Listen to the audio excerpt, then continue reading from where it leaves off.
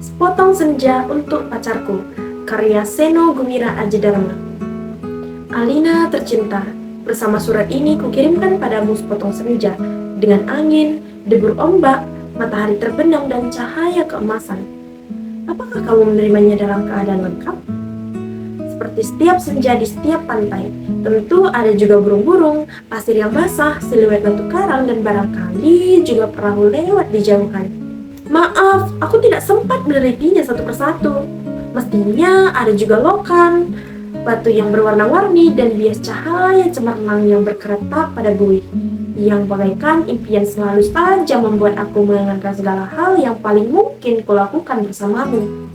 Meski aku tahu semua itu akan tetap tinggal sebagai kemungkinan yang entah kapan menjadi kenyataan. Kirimkan sepotong senja ini untukmu, Alina, dalam amplop yang tertutup rapat dari jauh, karena aku ingin memberikan sesuatu yang lebih dari sekedar kata-kata. Sudah terlalu banyak kata di dunia ini, Alina, dan kata-kata ternyata tidak mengubah apa-apa. Aku tidak akan menambah kata-kata yang sudah tak terhitung jumlahnya dalam sejarah kebudayaan manusia, Alina. Untuk apa? Kata-kata tidak ada gunanya dan selalu sia-sia. Lagi pula, siapakah yang masih sudi mendengarnya? Di dunia ini, semua orang sibuk berkata-kata tanpa peduli apakah ada orang lain yang mendengarnya. Bahkan mereka juga tidak peduli dengan kata-katanya sendiri. Sebuah dunia yang sudah berkelebihan kata-kata tanpa makna. Kata-kata sudah luber dan tidak dibutuhkan lagi. Setiap kata bisa diganti artinya. Setiap arti bisa diubah maknanya. Itulah dunia kita, Alina. Kukirimkan sepotong senja untukmu, Alina. Bukan kata-kata cinta. Kukirimkan padamu sepotong senja yang lembut dengan langit kemerah-merahan yang nyata dan betul-betul ada dalam keadaan yang sama seperti ketika aku mengambilnya saat matahari hampir tenggelam ke balik cakrawala. Alina yang manis, Alina yang sendu. Akan kuceritakan padamu bagaimana aku mendapatkan senja itu untukmu. Sore itu, aku duduk seorang diri di tepi pantai, memandang dunia yang terdiri dari waktu, memandang bagaimana ruang dan waktu bersekutu, menjelmakan alam itu untuk mataku. Di tepi pantai, di tepi bumi, semesta adalah sapuan warna keemasan, dan lautan adalah cairan logam meski buih pada debur ombak yang mempas itu tetap saja putih seperti kapas, dan langit tetap saja ungu, dan angin tetap saja lembab dan basah. Dan pasir tetap saja hangat ketika kusapukan kakiku ke dalamnya. Kemudian, tiba-tiba senja dan cahaya gemetar. Keindahan berkutat melawan waktu, dan aku tiba-tiba teringat padamu. Barangkali senja ini bagus untukmu, pikirku. Maka kupotong senja itu sebelum terlambat. Kukerat pada 4 sisi, lantas kumasukkan ke dalam saku. Dengan begitu, keindahan itu bisa abadi dan aku bisa memberikannya padamu. Setelah itu, aku berjalan pulang dengan perasaan senang. Aku tahu kamu akan menyukainya. Karena kamu tahu, itulah senja yang selalu kamu bayangkan untuk kita. Aku tahu kamu selalu membayangkan hari libur yang panjang, perjalanan yang jauh, dan barangkali sepasang kursi malas pada sepotong senja di sebuah pantai, di mana kita akan bercakap-cakap sembari memandang langit, sambil berangan-angan, sambil bertanya-tanya, apakah semua ini memang benar-benar telah terjadi? Kini senja itu bisa kamu bawa kemana-mana. Ketika aku meninggalkan pantai itu, kulihat orang-orang datang berbondong-bondong. Ternyata mereka menjadi gempar karena senja telah hilang. Kulihat cakrawala itu berlubang sebesar kartu pos. Alina sayang, semua itu telah terjadi dan kejadiannya akan tetap seperti itu. Aku telah sampai ke mobil. Ketika di antara kerumunan itu, kulihat seseorang menunjuk-nunjuk ke arahku. Dia yang mengambil senja itu. Saya lihat dia yang mengambil senja itu. Kulihat orang-orang melangkah ke arahku. Melihat gelagat itu, aku segera masuk mobil dan tancap gas. Catat nomornya, catat nomornya. Aku melejit ke jalan raya.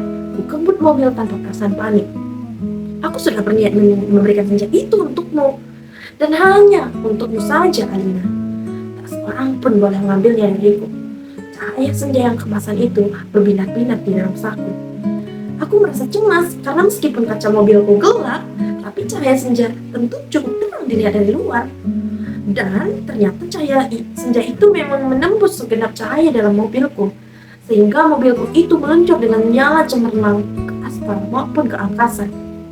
Dari radio yang kusetel, aku tahu berita tentang hilangnya senja telah tersebar kemana-mana. Dari televisi dalam mobil, bahkan kulihat potretku sudah terpampang. Aduh, baru hilang satu senja saja sudah paniknya seperti itu. Apa tidak bisa menunggu sampai besok? Bagaimana kalau setiap orang mengambil senja untuk pacarnya masing-masing? Barangkali memang sudah waktunya dibuat senja tiruan yang bisa dijual di toko-toko, dikemas dalam kantong plastik dan dijual di kaki lima. Sudah waktunya senja diproduksi besar-besaran supaya bisa dijual anak-anak pedagang asongan di perempatan jalan. Senja, senja, cuma 1.003. Di jalan tol, mobilku melaju masuk kota. Aku harus berhati-hati karena semua orang mencariku.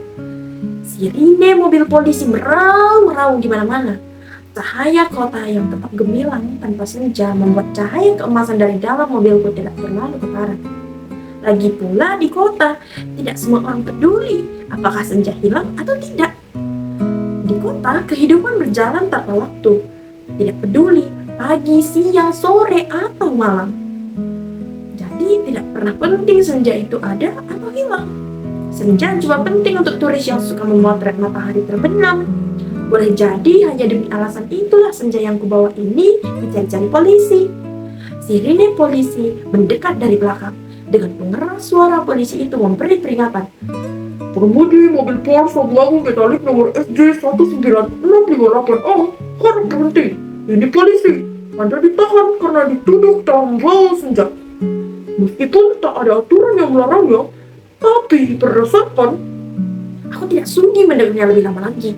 Jadi kubilas dia sampai terpental keluar pagar tepi jalan. Kutancap gas dan menyelip-nyelip dengan lincah di jalanan. Dalam waktu singkat, kota sudah penuh raungan sirine polisi. Terjadi kejar-kejaran yang seru, tapi aku lebih tahu seluk-beluk kota. Jalanan dengan cahaya yang bermain warna, gang-gang gelap yang tak pernah tercatat dalam buku alamat, lorong-lorong rahasia yang hanya diperuntukkan bagi orang-orang di bawah tanah. Satu mobil terlempar di jalan layang, satu mobil lain tersesat di kampung, dan satu mobil lagi terguling-guling menabrak truk dan meledak, lantas terbakar. Masih ada 2 polisi bersepeda motor mengejarku. Ini soal kecil, mereka tidak pernah bisa mendahuluiku. Dan setelah kejar-kejaran beberapa lama, mereka kehabisan bensin dan pengendaranya cuma bisa memaki-maki. Kulihat senja dalam saku bajuku. Masih utuh. Angin berdesir, langit semburat ungu. Debur ombak menghempas ke pantai. Hanya padamu lah senja ini kuserahkan, Alina. Tapi Alina, polisi tidak sekonyol yang kusangka. Di segenap sudut kota, mereka telah siap siaga. Bahkan aku tidak bisa membeli makanan untuk mengisi perutku. Bahkan di langit tanpa senja helikopter mereka menyorot lampu di setiap celah gedung bertingkat. Aku tersudut dan akhirnya nyaris tertangkap. Kalau saja tidak ada gorong-gorong yang terbuka, mobilku sudah kutinggalkan ketika memasuki daerah kumuh itu. Aku berlari di antara gedung, rumah tua, tiang serta temali, terjatuh di atas sampah, merayapi tangga-tangga reot, sampai seorang gelandangan menuntunku ke suatu tempat yang tak akan pernah kulupakan dalam hidupku. Masuklah, katanya tenang. Di situ kamu aman. Ia menunjuk gorong-gorong yang terbuka itu. Ada tikus keluar dari sana. Baunya bacin dan pesing. Tengok ke bawah. Kulihat kelelawar bergantungan. Aku ragu-ragu. Namun, deru helikopter dengan lampu sorotnya yang mencari-cari itu melenyapkan keraguanku. Masuklah, kamu tidak punya pilihan lain. Dan gelandangan itu mendorongku. Aku terjerembab jatuh. Bau busuknya bukan main. Gorong-gorong itu segera tertutup. Dan ku dengar gelandangan itu merebahkan diri di atasnya. Lampu sorot helikopter menembus celah gorong-gorong. Tapi tak cukup untuk melihatku. Kurabah senja dalam kantongku. Cahayanya yang merah keemas-emasan membuat aku bisa melihat dalam kegelapan. Aku melangkah dalam gorong-gorong yang rupanya cukup tinggi juga. Kusilupkan kelelawar bergantungan yang entah mati, entah hidup itu. kulihat cahaya putih di ujung gorong-gorong. Air busuk mengalir setinggi lutut. Namun makin ke dalam, makin surut. Di tempat yang kering, kulihat anak-anak gelandangan duduk-duduk maupun tidur-tiduran. Mereka berserakan memeluk rebana dengan mata yang tidak memancarkan kebahagiaan. Aku berjalan melangkahi mereka dan coba bertahan. Betapapun ini lebih baik daripada harus menyerahkan senja, Alina. Di ujung gorong-gorong, di tempat cahaya putih itu, ada tangga menurun ke bawah. Mengikuti tangga itu, cahaya semakin terang dan semakin benderang. Astaga, kamu boleh saja tidak percaya, Alina, tapi kamu akan terus membacanya. Tangga itu menuju ke sebuah gua, dan tahukah kamu, ketika aku keluar dari gua itu, aku di mana? Di tempat persis sama dengan tempat di mana aku mengambil senja itu untukmu, Alina. Sebuah pantai dengan senja yang bagus, ombak, angin, dan kepak burung. Tak lupa cahaya keemasan dan bias ungu pada mega-mega yang berarak bagaikan aliran mimpi. Cuma saja tidak ada lubang sebesar kartu pos, jadi meskipun persis sama, tapi bukan tempat yang sama. Aku berjalan ke tepi pantai, tenggelam dalam guyuran alam yang perawan. Menyiur tentu saja, matahari, dan dasar laut yang bening dengan lidah ombak yang berdesis-desis. Tak ada cottage, tak ada barbecue, tak ada marina. Semua itu memang tidak perlu. Senja yang bergetar melawan takdir membiaskan cahaya keemasan ke tepi semesta. Aku sering malu sendiri melihat semua itu. Alina, apakah semua itu mungkin diterjemahkan dalam bahasa? Sambil duduk di tepi pantai, aku berpikir-pikir, untuk apakah semua ini kalau tidak ada yang menyaksikannya? Setelah berjalan ke sana kemari, aku tahu kalau dunia dalam gorong-gorong ini kosong melompong. Tak ada manusia, tak ada tikus, apalagi dinosaurus. Hanya burung yang terkepak, tapi ia seperti bukan burung yang bertelur dan membuat sarang. Ia hanya burung yang dihadirkan sebagai ilustrasi senja. Ia hanya burung berkepak dan berkepak terus di sana. Aku tak habis pikir, Alina. Alam seperti ini dibuat untuk apa? Untuk apa senja yang bisa membuat seseorang ingin jatuh cinta itu jika tak ada seekor dinosaurus pun menikmatinya? Sementara di atas sana orang-orang ribut kehilangan senja. Jadi begitulah, Alina. Kuambillah juga senja itu. Kukerat dengan pisau Swiss yang selalu kubawa pada 4 sisinya, sehingga pada cakrawala itu terbentuk lubang sebesar kartu pos dengan 2 senja di saku kiri dan kanan. Aku melangkah pulang. Bumi berhenti beredar di belakangku, menjadi kegelapan yang basah dan pacin. Aku mendaki tangga, kembali menuju gorong-gorong bumiku yang terkasih. Sampai di atas, setelah melewati kelelawar bergantungan, anak-anak gelandangan berkelaparan, dan air setinggi lutut, kulihat polisi-polisi helikopter sudah pergi.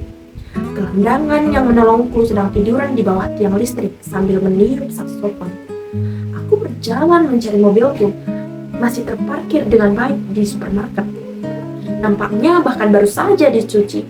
Sambil mengunyah pizza, segera ku kebut mobilku menuju pantai. Dengan 2 senja di saku kiri dan kanan, lengkap dengan matahari, laut, pantai, dan cahaya keemasannya masing-masing. Mobilku bagai memancarkan cahaya ilahi. Sepanjang jalan layang, sepanjang jalan tol, ku tancap gas dengan kecepatan penuh. Alina, kekasihku, pacarku, wanitaku, kamu pasti sudah tahu apa yang terjadi kemudian. Pasang senja yang dari gorong-gorong pada lubang sebesar kartu pos itu, dan ternyata pas. Lantas ku kirimkan senja yang asli itu untukmu lewat pos. Aku ingin mendapatkan apa yang kulihat pertama kali. Senja dalam arti yang sebenarnya, bukan semacam senja yang ada di gorong-gorong itu. Kini gorong-gorong itu betul-betul menjadi gelap, Alina. Pada masa yang akan datang, orang-orang tua akan bercerita pada cucunya tentang kenapa gorong-gorong menjadi gelap. Mereka akan berkisah bahwa sebenarnya ada alam lain di bawah gorong-gorong dengan matahari dan rembulannya sendiri. Namun, semua itu tidak lagi karena seorang telah mengambil senja untuk menggantikan senja lain di atas bumi. Orang-orang tua itu akan bercerita bahwa senja yang asli telah dipotong dan diberikan oleh seseorang kepada pacarnya. Alina yang manis, paling manis, dan akan selalu manis. Terimalah sepotong senja itu, hanya untukmu, dari seseorang yang ingin membahagiakanmu. Awas, hati-hati dengan lautan dan matahari itu. Salah-salah cahayanya membakar langit, dan kalau tumpah, airnya bisa membanjiri permukaan bumi. Dengan ini kukirimkan pula kerinduan padamu, dengan cium, peluk, dan bisikan terhangat dari sebuah tempat yang paling sunyi di dunia.